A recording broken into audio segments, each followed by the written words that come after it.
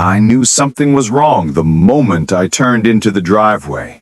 My ranch, my quiet escape from the world, felt disturbed.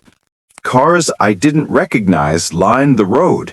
Strangers wandered across my property, and a woman I'd never seen before stood at my front gate holding a clipboard like she owned the place.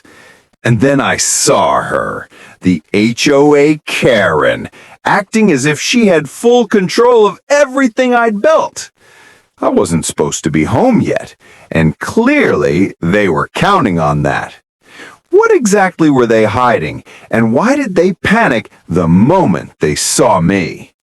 For most of his life, Mark Bennett believed that peace was something you built with your own hands. That was exactly why he bought the ranch.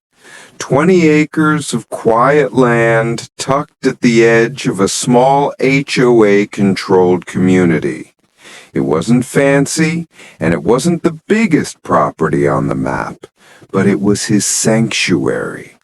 A place where early mornings meant crisp air, the smell of soil, and nothing but the steady rhythm of his own work to keep him company.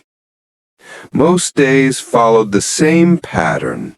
He'd wake up before sunrise, pour himself a mug of strong coffee, and walk the fence line to make sure nothing had shifted overnight. He'd feed the animals, check the irrigation, and finish his morning chores before most of the neighborhood even opened their curtains. It was a steady rhythm, one he'd grown to rely on. And for a long while, the HOA stayed out of his world. They had their rules, and he had his land. Nothing crossed over. But every peaceful story has its first crack. For Mark, it came in the form of a letter. A simple envelope tucked into his mailbox one warm afternoon, marked with the familiar HOA logo he'd always ignored. He didn't think much of it. Maybe an update on road maintenance or a reminder about trash collection. But when he opened it, the message wasn't casual. It was a courtesy warning. According to the board, part of his ranch overlapped with common HOA property, and the fence line he'd maintained for years suddenly needed review and verification. The wording was vague, confusing, and oddly formal for something as simple as a fence. Mark read it twice, then tucked it away, assuming it was a clerical mix-up that would disappear as quickly as it came. But it didn't disappear. A week later, another letter arrived. This one requesting access to his property for a compliance evaluation. Mark found the phrase unsettling. He didn't like the idea of strangers wandering his land, especially without a clear reason.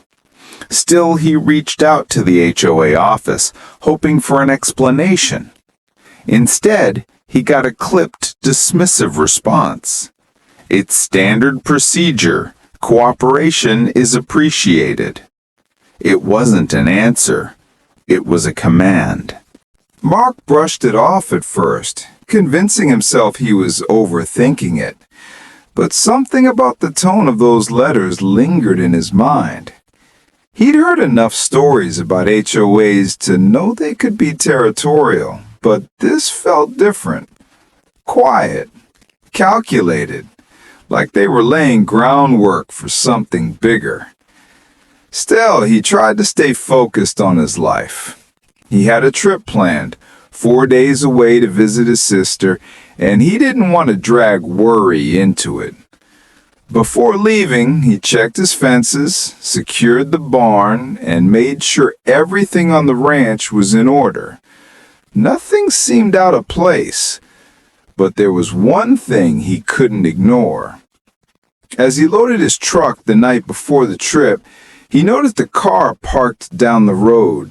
Engine off, windows tinted too dark to see through. It wasn't a neighbor's car. It wasn't anyone he recognized, and it didn't move, not even when he stepped closer to get a better look. It sat there, quietly, watching. Mark tried to shake it off. Maybe someone is waiting for a friend or a rideshare. Still, he couldn't help but notice it stayed there a little too long. Long enough to make his skin crawl. The next morning, he left for his trip, but for the first time in years, he felt uneasy locking the gate behind him. Like something was brewing. Like the HOA had an eye on his property for reasons they weren't saying. Mark didn't know it yet, but the moment he backed out of that driveway, the HOA wasn't just watching, they were planning. And they were counting on one thing: that he wouldn't come home early.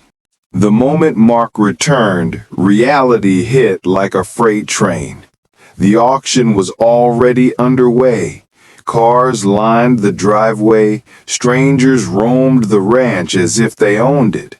And there she was, Karen, clipboard in hand, barking orders to bidders who had no idea they were participating in an illegal sale. Heart pounding, Mark realized the gravity of the situation. The HOA hadn't just been monitoring him, they had been plotting to steal his property. His first instinct was disbelief, but disbelief quickly transformed into focused fury. He confronted Karen, but she didn't flinch. She waved a hand at the deputies who were called by neighbors. She tried to spin lies, insisting the auction was authorized. But the sheriff's deputies didn't buy it.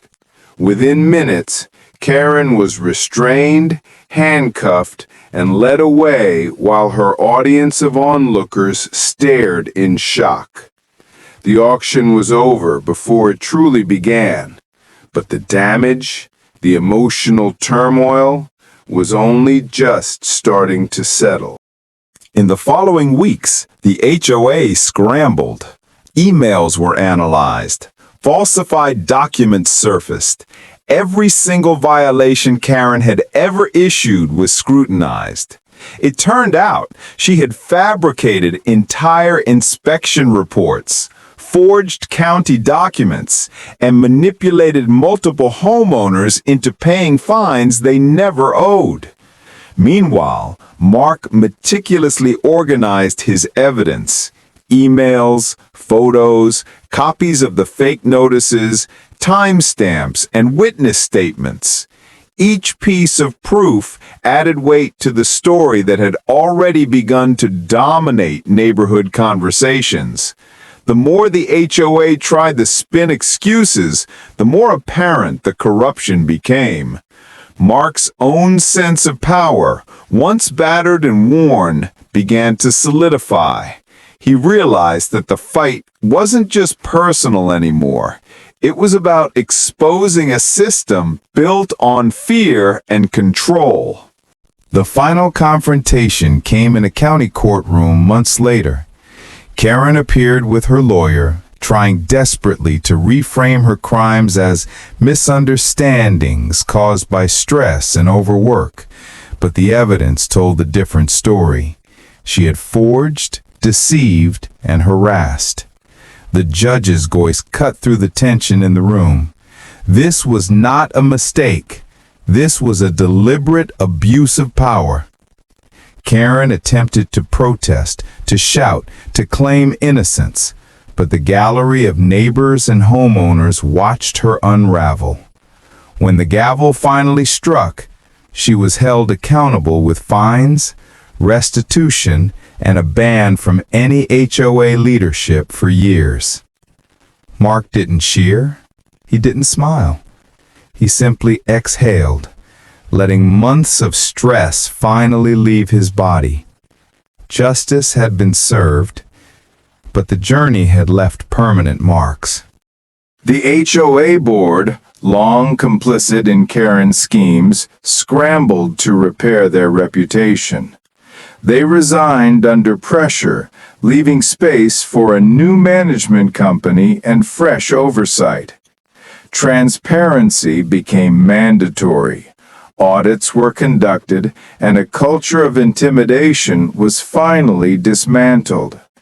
The neighborhood, which had quietly tolerated small abuses for years, began to understand the true extent of what had happened, and how close it had come to destroying more homes than just Mark's. Karen's fall from power sent a message that authority misused would be held accountable. With the corrupt board gone, the community came together. Meetings were filled with honest discussion, accountability, and plans to prevent any future abuse.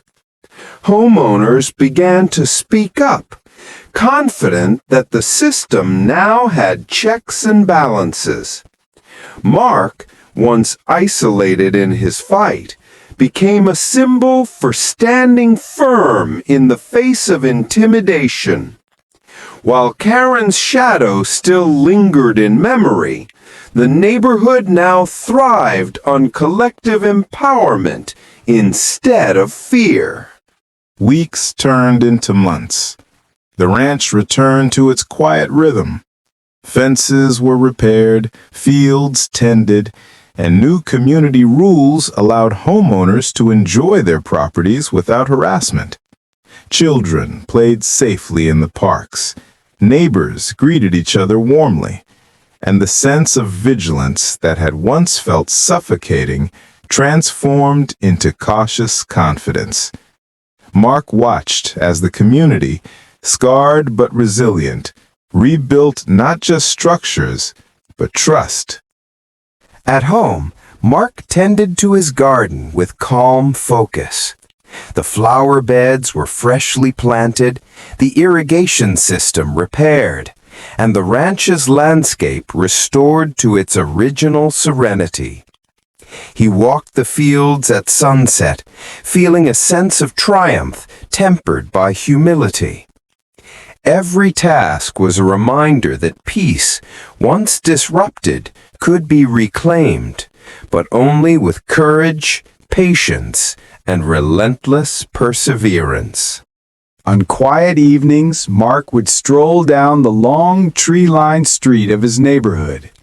Street lights cast a warm glow, and the homes around him were alive with families, laughter, and calm. He paused at the edge of the property, taking in the full view of the ranch he had fought for. The fight had been long, exhausting, and harrowing, but the victory was lasting. Standing there, he realized that true power isn't in control, deception, or fear. It's in standing firm, protecting what's yours, and ensuring that justice prevails even in the smallest corners of the world. And sometimes the greatest triumphs isn't the court ruling, the fines, or the resignations. It's knowing that the person who tried to take your life, your land, and your peace will never be able to control anyone else again.